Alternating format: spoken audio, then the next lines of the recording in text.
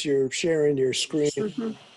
I guess we'll get started, and the other folks as they join us, we'll try to clue them in and cue them into where we're Yeah. at.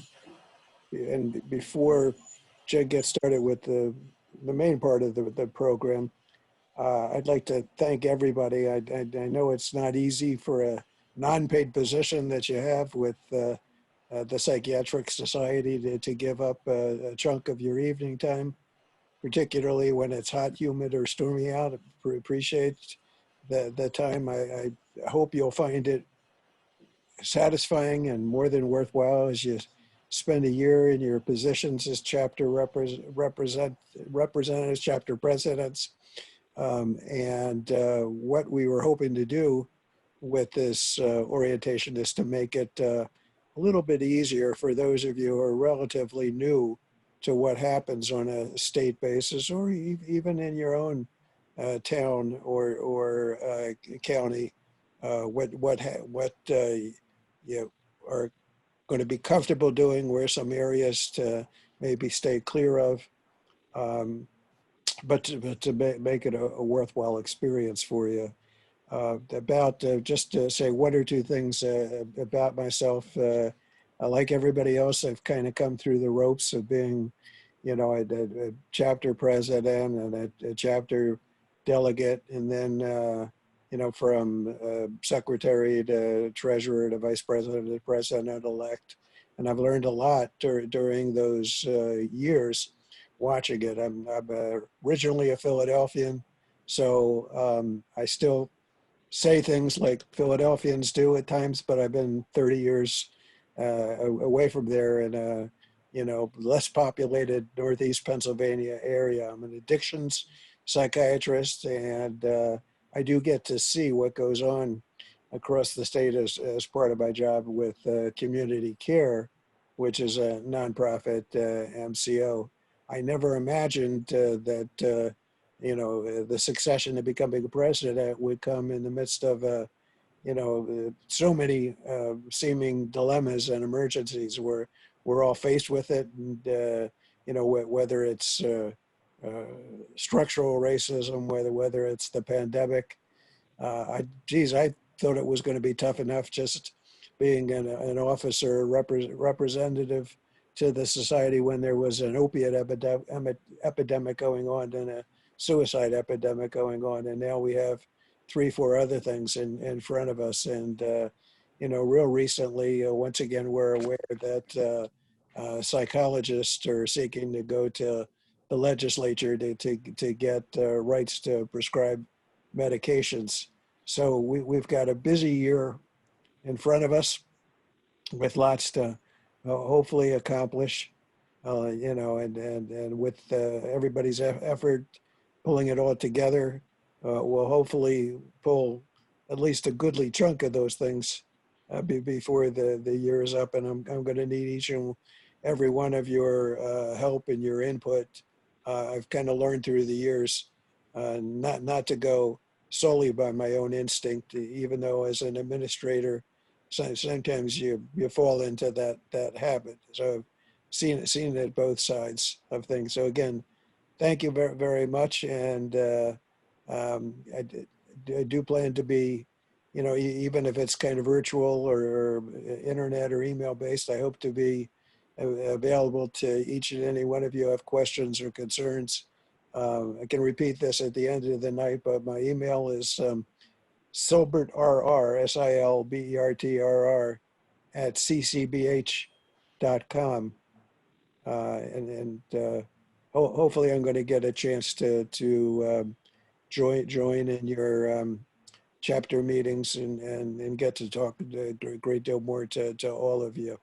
Um, Jen, as our executive director, is going to do the brunt of the work tonight, taking you through the references she emailed out to you, an orientation manual, and some other thoughts that she has. I'm going to say a few things, and my successor to be, Donna, will say a few things to you before we get through, but hopefully it'll be a useful meeting for you. Thank you. Jen, can you take over at this point in time? Sure, I can. So I'm going to touch base on governance in nonprofits, just a basic overview of responsibilities and things that you should be aware of while you're on the board. The purpose of this orientation is to understand the governance and the governing documents of the society, to understand staff's management role, to focus on strategic direction, mission, and goals of the organization, fiduciary duties, the trust of members in the council, awareness of the organization and its resources, and risk awareness and avoidance. So just a little background, some numbers on nonprofits in America right now. More than 1.5 million nonprofits in the US, and every nonprofit has a volunteer board. And they also have a mission statement, which is the purpose of their existence. Average board size is 15 people, but there is no correlation between the size of your board or council and good governance. You just want to make sure that the size does allow for meaningful conversations when you're making your decisions for the society. We are a 501c6. There's different exempt statuses for the IRS, and we are under the Business League Association and Chamber, where contributions and payments are considered business expenses. Yes, go ahead. Were you getting any, I was getting one email that one of our executive committee can't get in. Is there a limit on the number in Zoom, or any other problems that you know of people joining us? Not really. Everything I think she mentioned she's trying to log in on the Google platform. I'm in now. I was under Google. Oh. The link went to Google. Okay. Meet Good. So instead of I'm glad Zoom. it worked out. I'm good. Sorry about that. Okay. Yeah, Kavita.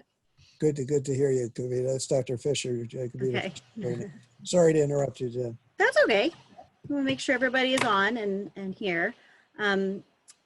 Non-for-profit status is a designation. It shouldn't influence how the society does business. The state in which the organization is registered grants the not-for-profit status, and we do submit every year for that status with the state. The governing documents that are important to know about are the mission statement, the articles of incorporation, the bylaws, which, that's very important to follow the bylaws. It's the relationship between the board and the membership. Policies that the society has set forth. Those policies were, passed along from prior boards, and the strategic plan or direction of the society, which is really the roadmap for the board.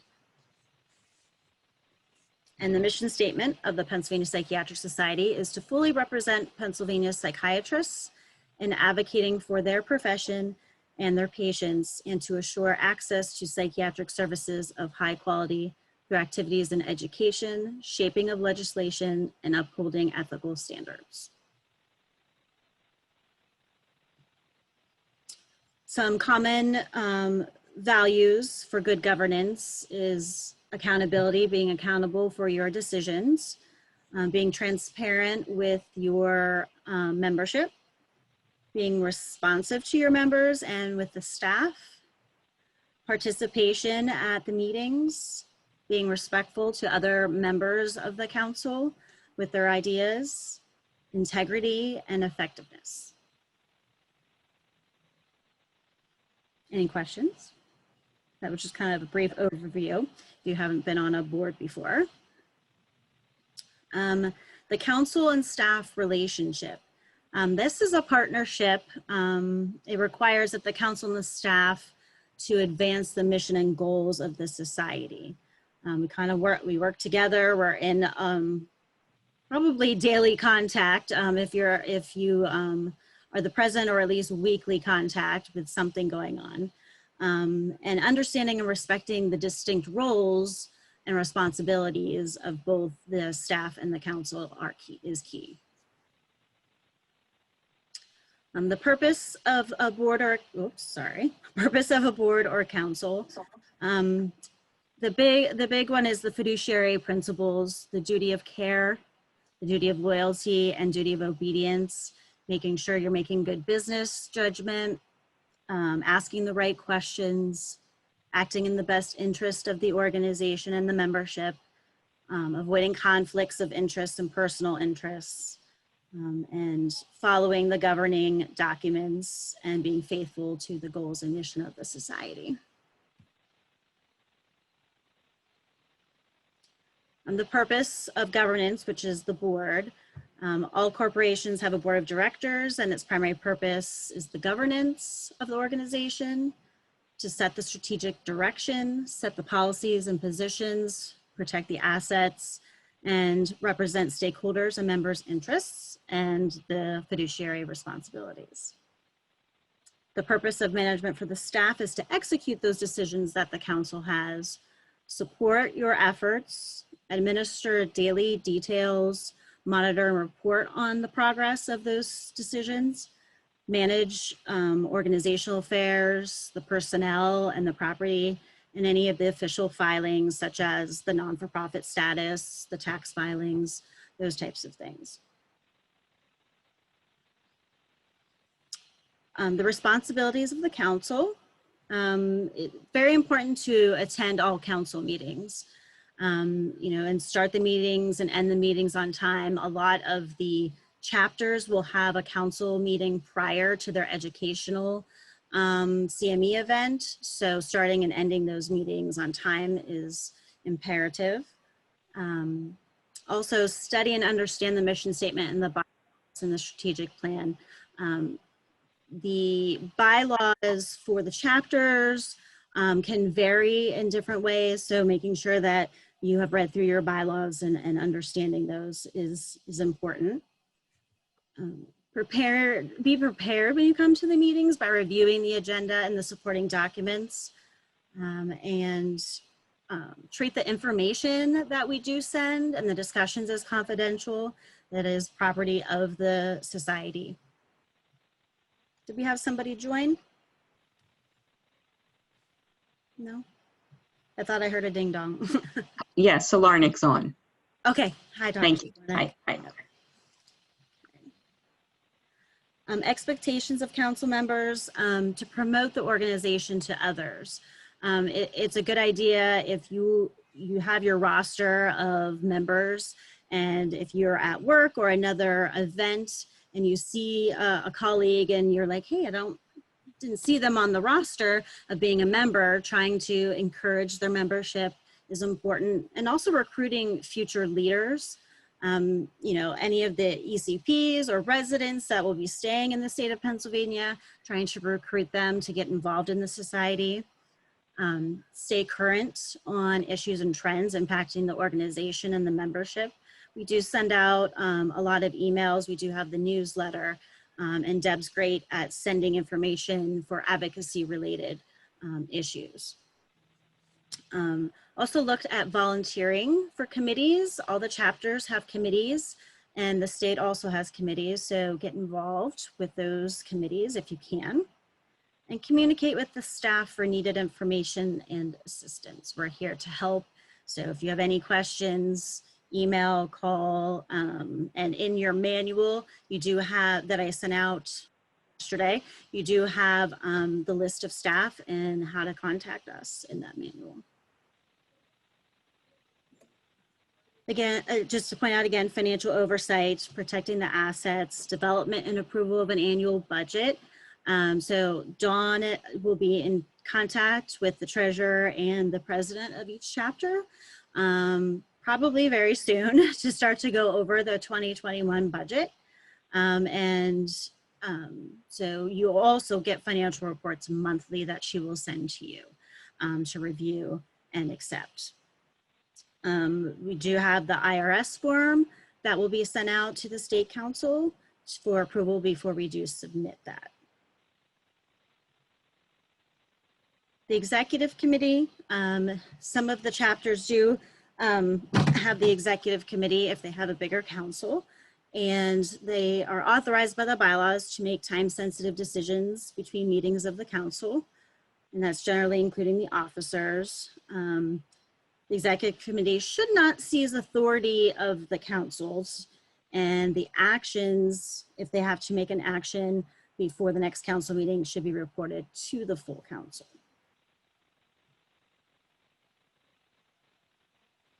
Any questions? Okay. Council meetings. This is important to be prepared prior to the meeting. For the chapters, Dawn will send out a call for agenda items, usually when she's doing the RSVPs, asking for RSVPs. So making sure that you're prepared, and if you do have any items that you let the president or Dawn know. And then any questions regarding the agenda when it's sent out with the supporting materials should be addressed before the meeting convenes, if at all possible. So then if it's something that we can answer quickly and not take up time during the meeting, that we can, or if it's an important topic, that we can add it to the agenda for further discussion.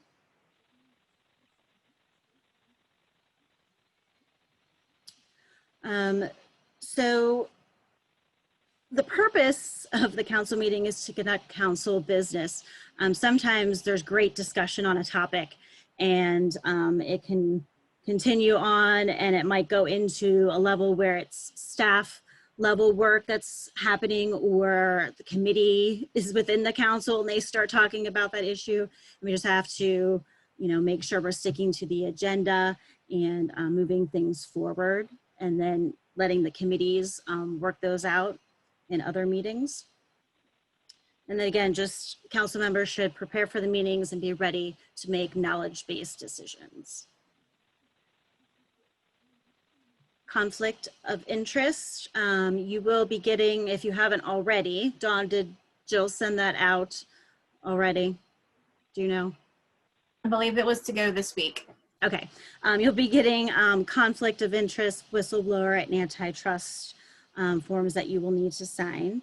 The IRS expects council members to disclose conflicts of interest at least annually, as well as regularly and consistently. And we do ask at the beginning of council meetings if there are any conflicts of interest.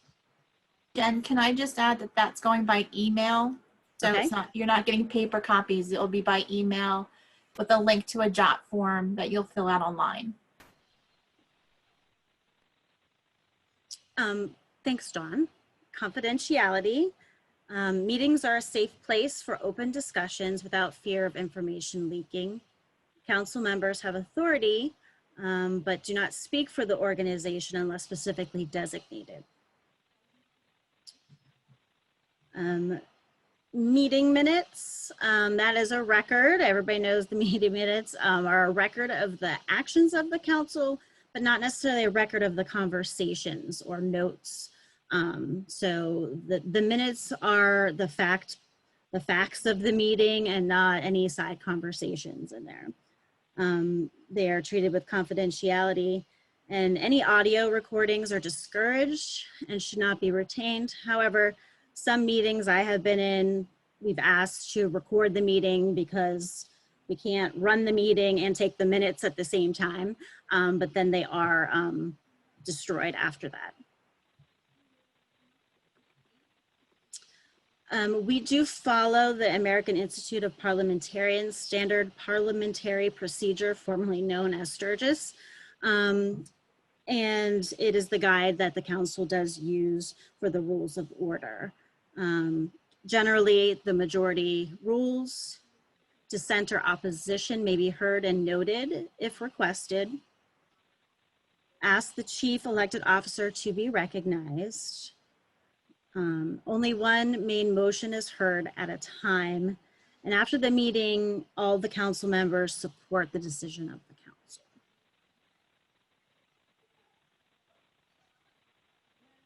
The council should be measuring performance. Everything can be measured.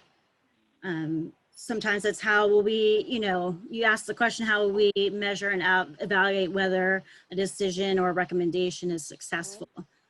So integrating performance metrics into recommendations and Over here. would be helpful. And also make time annually to discuss council performance, review how the council has, I have that and I have to look at the bill, so I was trying to do both. Deb, you need to mute.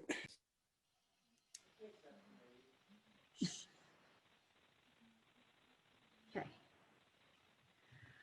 Strategic direction. This is the roadmap. A strategic plan is a roadmap for, usually they're set for 3 to 5 years, and it communicates the relevance to the stakeholders. What do you do for me? What are you doing? So conversations should focus on strategic goals, and committees advance elements of those of the strategic plan. There is a long-range planning committee for the society, and we are currently getting that committee into full swing to get the next strategic plan moving along for the society. Any questions?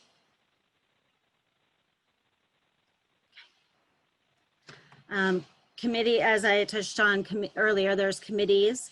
There are standing committees, identified the bylaws, the executive committee, ethics committee, membership committee, nominating committee, bylaws committee, and finance and budget committee. There are other committees such as the educational committee. There's a task force on social media. So there are different ad hoc committees and task force, which are short-term assignments. And we've been seeing that the trend in societies, associations, is task forces or shorter micro tasks for quick action items. So a lot of those seem to be popping up versus making an actual committee and then having the committee do something for a year, and then all of a sudden they're not doing anything anymore because it's not pertinent right now. So a lot of them are being called task force. The committees supplement the work of the council and the staff, and there are opportunities to engage members and identify future leaders. Expected to produce results advancing elements of the strategic plan. So there should be a specific charge of the committee and a purpose, and you should be working towards that. And it's usually relevant to the strategic plan. And then understand performance measures set for the committee to meet. Any questions on committees? And if you're interested in being on the long range planning committee or any other committees, please let me know. We're always looking for new members. Risk awareness, risk management. So there are some risks the board should be aware of and to avoid in all boards. Copyright violations, discrimination, harassment, embezzlement, required filings and reportings, labor law compliance, personal property injury, and antitrust. So the staff does, keep the required filings and reportings and all those important things, and talking to the council president to make sure everything is, we're avoiding the risks that we can avoid.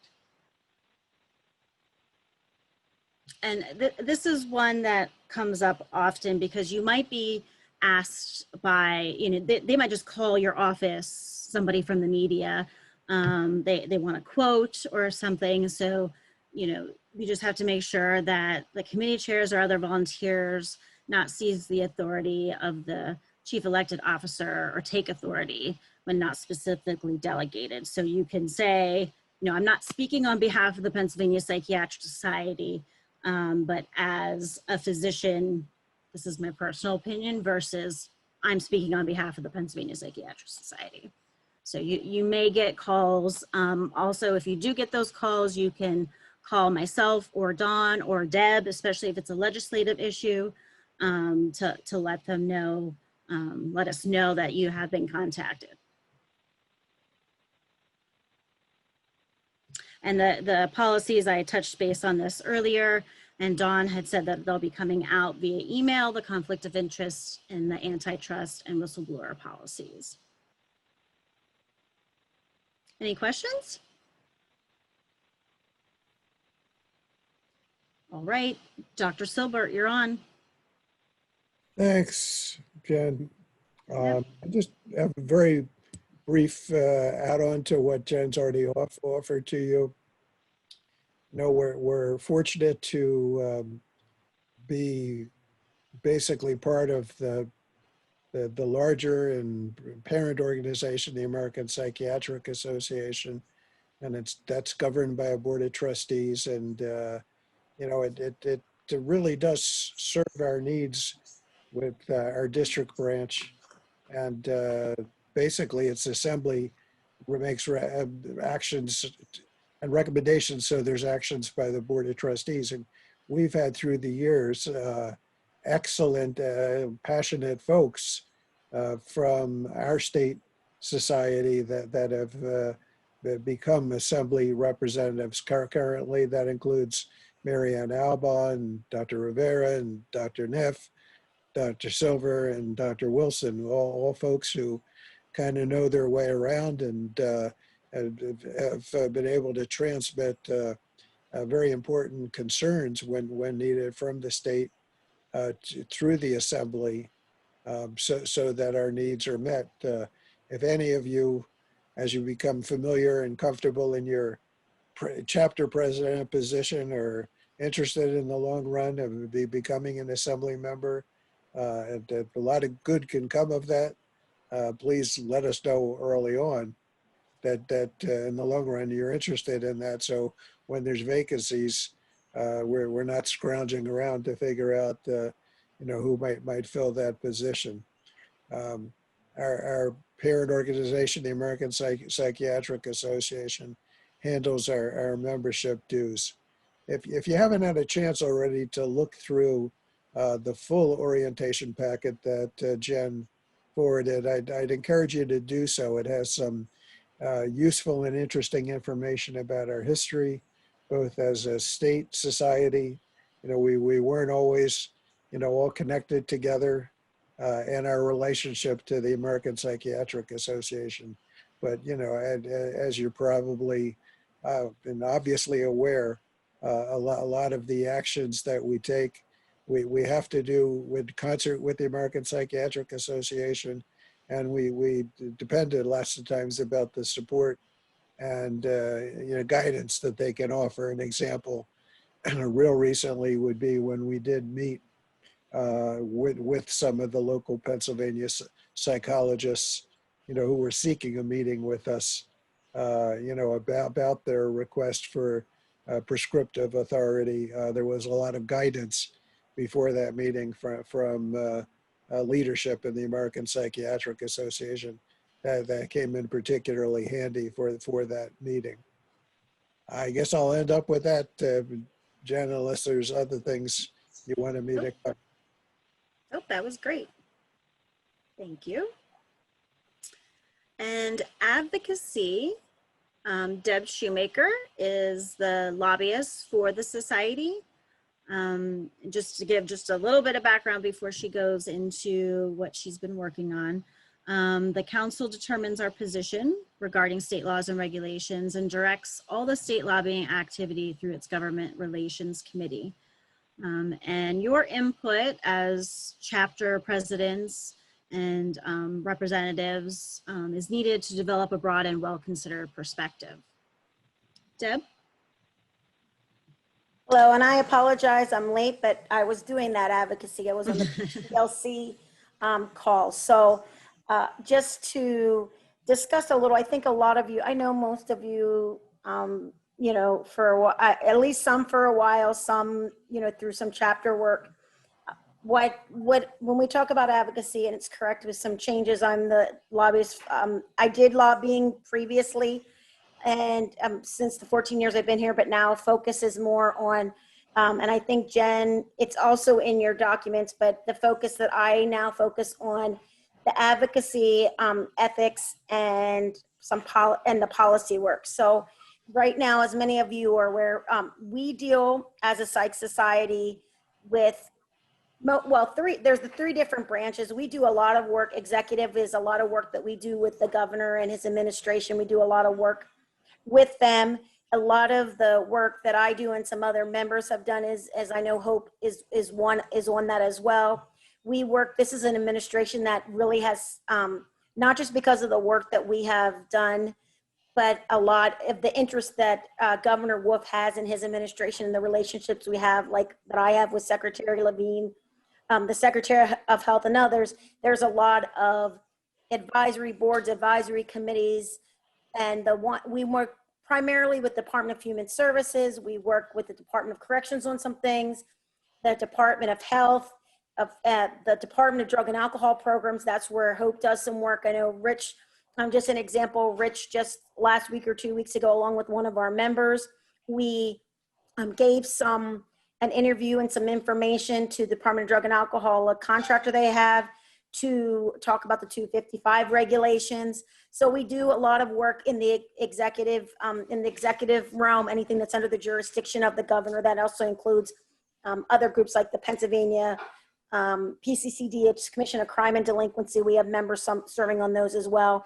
In the legislative realm, what we do is a lot of time is spent in the legislative realm. That's where we do talk to members of the legislature, again, working with some of the key committees and key staffers. That is where all the legislation that you see happens. I forgot and step back when a lot of the executive functions where you talk about departments under the jurisdiction of the governor, that's where a lot of regulations, policy making, things that you hear from regulations that change are usually there. Legislation is where you hear acts and the laws that have to be changed, such as your Mental Health Procedures Act and the Minors Consent Act and some other things like that. So we do some work in the judiciary. It's mostly things that you've also seen, like signing on to amicus briefs, maybe dealing with working with the medical society and some other groups on the change of venue, things that they wanted to do. But those are some of the things that we do. But anything that, as it's stated in here, council, along with the Government Relations Committee, the Clinical Committee, really help guide the positions we take. We work very closely, as Dr. Silbert also alluded to, we work very closely with the APA, since we're the district branch of the APA. Federal legislation, I do get involved in. Jen and I tag team at the APA level. She does a lot of the governance work and membership and things I'm sure that she's talked about or will continue to talk about. I work with the government relations folks and some of the big issues we're talking about there, including like the structural racism things that we're doing, that APA is doing at their level, we're doing it at our level. And so we're just involved in a lot of things. We also, and I know it's further back, talking about our relationship with the medical society. We also have the House of Delegates, and there's a special leadership cabinet of which we participate in. And by virtue of being here at the medical society and we have a dedicated seat, psychiatry is a dedicated seat in the board of trustees, which currently, I'm not going to steal thunder of when you talk about that, but we do have a seat for that as well. So we work very closely with the medical society and others in coalitions and work with them on resolutions, on some other issues that we work closely together. So there's a lot involved in advocacy, and I mean, I could talk forever about it because you know that's really my passion. What I can recommend, and I have some things I don't need to share with you per se, but generally we send out notices or as much as possible member updates on things that are changing. Right now, some of our top priorities, again, Dr. Silbert alluded to, but it's kind of a shush, don't talk about it yet because it didn't come out yet. But we've been told that they're interested in psychological prescribing at that level. There also is an interest in the structural racism and some of those type of things, both at that level. And we're working with the PPLC on some of those items. There was a change to minors consent. So there's some changes there. There's just a lot. We're working on tons of things. So I don't want to, and also at Area 3 and at Assembly, we also represent and send information to them as well. So, and go to those meetings. So I don't know if you have any questions, but from the chapter level, Dawn is your resource. You know, I can provide updates and she will provide updates to, you know, for your meetings, chapter and state updates. And, you know, we do what the chapter gets involved in the state level. You have to ask us, don't get involved yourself, but you know, there are some chapter things I can think of that we have been involved in the past, such as like in Allentown, when we signed a letter to the city involving conversion therapy and things like that. We also, at the Philly level, we've been involved with CBH. So there's definitely a lot of things that we can work on with you. And Dawn is your key point for that in the chapter. Or Jen, if you have any questions, don't hesitate to ask. So you can let me know if you have any specific questions you want me to address. Thanks, Deb. I'm going to add one thing that you were working on and all of us were working on that I should have said this introducing myself at the beginning, but with the COVID and the pandemic going on, it was pretty clear we had to let the governor know and the other important parties know that we wanted telemedicine and telepsychiatry to continue. We wanted to be able to be safe while we perform necessary duties and have our patients be safe and still be able to earn a living to get reimbursement. So that wasn't nearly as much an issue in the medical assistance world in which I'm in on a day-to-day basis, but certainly on commercial insurance and Medicare insurance, there was many concerns. So even right now, one of the most critical issues, we often need your input. We often need to take some action that lets the governor and other administrative folks know that this is essential for as a life-saving at times thing for both us as practitioners and the folks that we serve. So busy time for many of the things that Deb was talking about tonight. Thank you again, Deb. You're welcome. It's always busy, and any help, as much as they want to hear from me, they'd rather, legislators and others, they'd rather hear from you. So believe me, if you have any questions, please contact me. If you want to get involved in government relations, clinical committee, and all those things, don't hesitate to contact me as well. So none of my contact information has changed. So if you need me, you know, feel free to use me as that resource. So that's good. Jen, back to you, I take it. Right.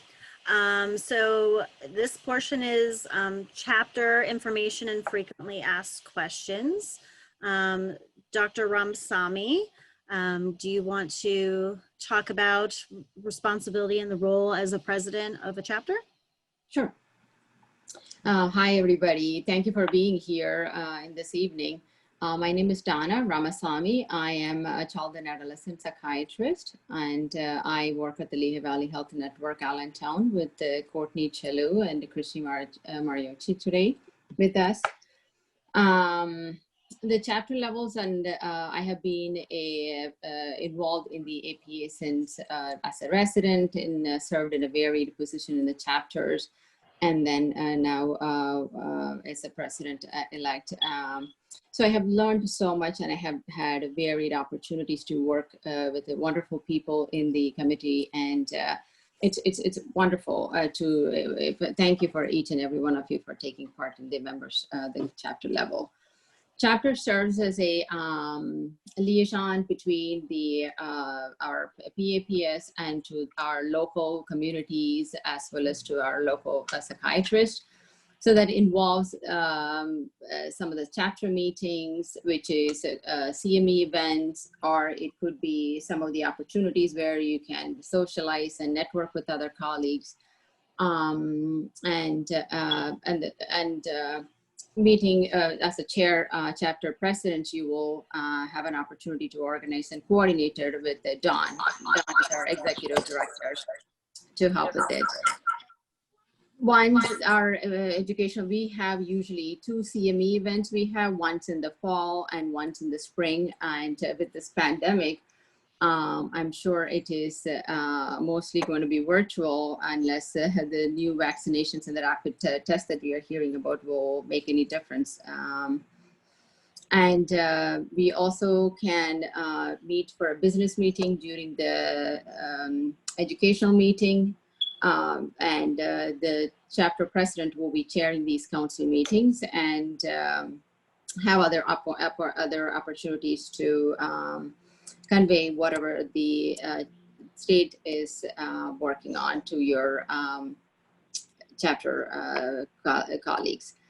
And the chapter presidents also will be appointing the committee groups, conduct the business meetings, and also will be coordinating with our executive deputy, which is Don Lozovich, in any need for immediate attention or other activities you want to coordinate.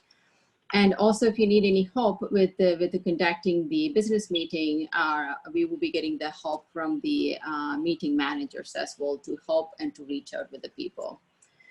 As a chapter president, you will also be a member of a PAPS budget committee and awards nominating committee.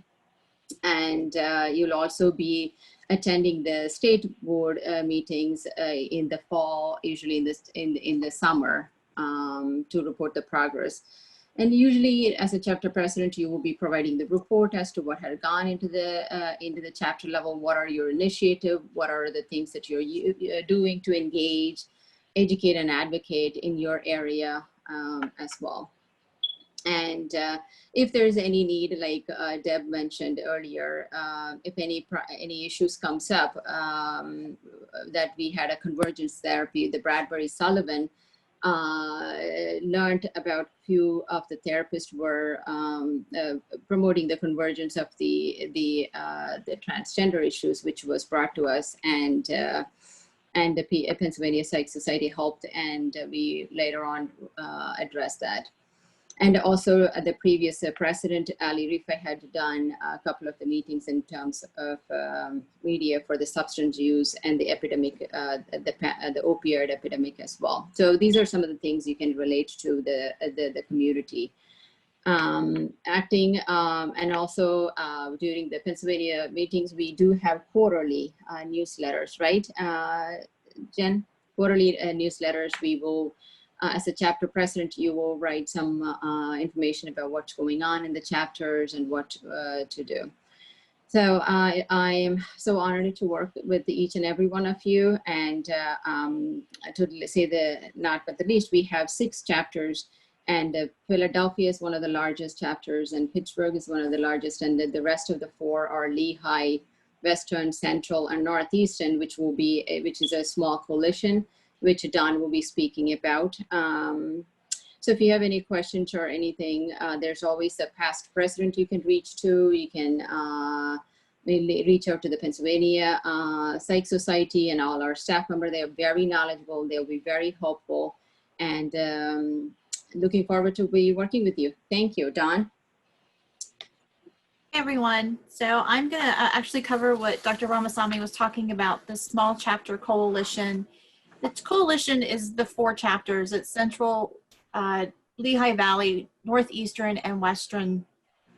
And the reason it was formed was so that as educational programs are being planned, if we can plan multiple education programs, it does save on time. So that allows us to having longer marketing periods, hopefully getting more sponsors and more attendees to join those meetings. Each chapter in that coalition does get 3 events. They'll get a spring CME. Some of the programs will get a resident event. There is a fall CME, and then some of the chapters do get a late fall, early winter holiday social. The 2 CMEs that we plan typically are a dinner and a movie, and then we have, starting this year, the PRMS webinar. PRMS is a corporate sponsor for the society, and part of their benefits is that they provide a CME opportunity for us. That is a free opportunity because they cover the CME portion of that. So we basically are marketing that event. The chapter presidents do help pick the events. We choose a topic from their course booklet, and from there then we choose what topics would be most appropriate.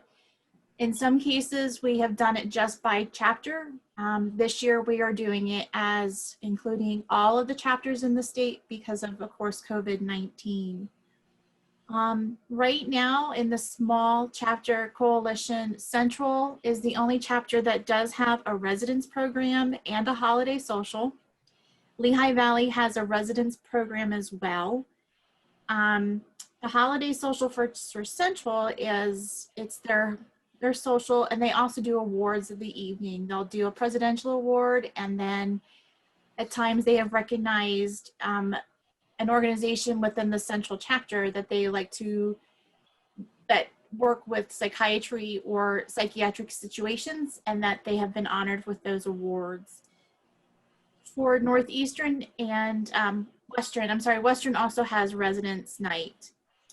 For Northeastern, we do have that opportunity of adding a meeting. Keep in mind that it would add to your scope of work, which would increase your money paid to the Medical Society for staff hours, and it would also have to be approved by the state council. But it is something that if you would like to have an opportunity and you want to discuss it, please let me know and we can gladly start that conversation.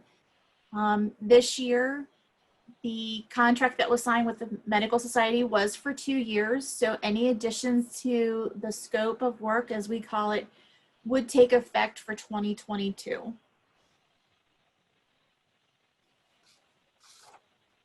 Jen?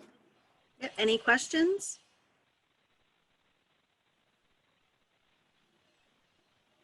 Okay. In summary, the council experience should be a positive experience. The council is the caretaker of the organization and speaks as a whole. Directors should apply their business acumen. Directors are perceived as representing the organization. Staff is your resource to the board to execute the strategic plan and offer your ideas to improve council and governance. And we'd like to thank everybody for serving on the council.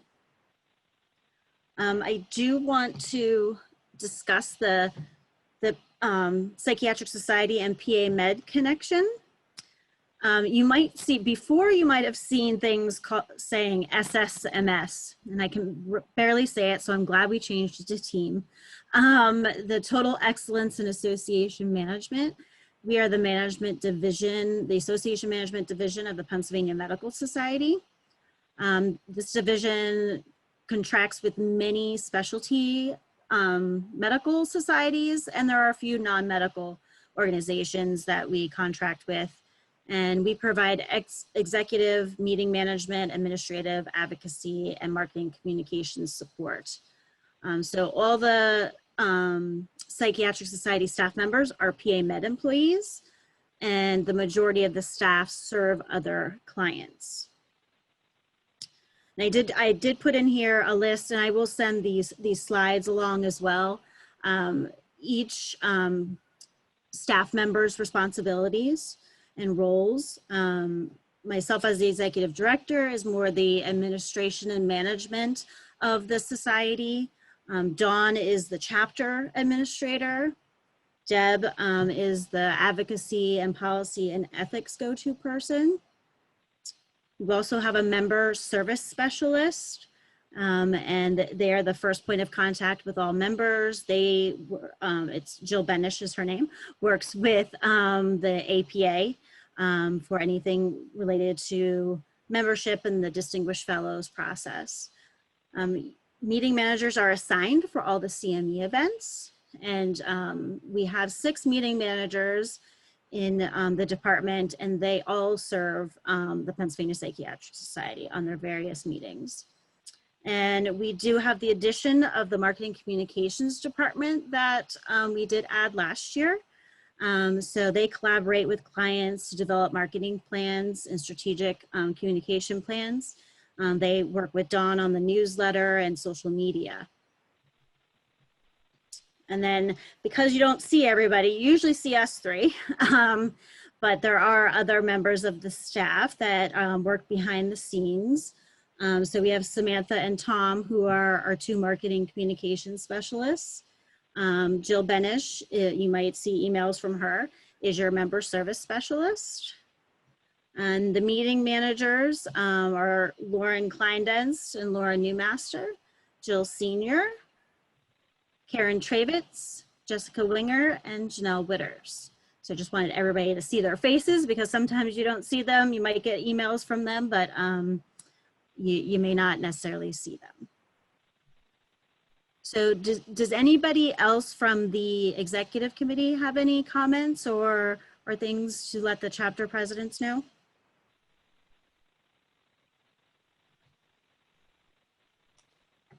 Hope, Kavita, anything you want to add to what you heard tonight? Oh, Dr. Hamid is on also. So Mhm. I'm sorry. Nothing more to add, Dr. Silbert. Thanks Yeah, for asking. I don't have anything right now. Thank you. All right. Does anybody have any questions or comments? I don't want to keep people, way late into the evening with my usual stories that go on too long. But I'd like you all to keep in mind, I'm a Democrat married to a staunch Republican, so Fox News is on downstairs and upstairs at CNN.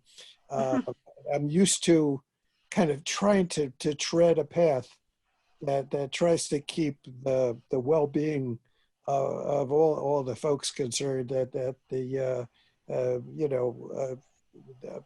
utmost possible. So while you're part of the council, while you're part of this unfortunately non-paid job of being on the board, I think we may at times have some different opinions. I think and I'm like the others. I'd like to hear all the different opinions. I think we still have to keep the well-being of our profession as the prime motivator, and the well-being of our patients as the prime motivator. And I think with your help, we can accomplish that. It's a tough year to go through with all the things going on. So I think, especially this year, we're going to need your input and your help, and appreciate, that tonight's the start of it. Jen, back to you if you have other wrap up. I don't have anything else. If anybody, Dawn, do you have anything else? Nope. And again, I don't think so. I just want to say that I'm looking forward to working with all the chapter presidents. I believe I've spoken to all of you at one point or another recently, so I'm just looking forward to our year together. and again, one last chance before we call it a night. Anybody else had comments or questions?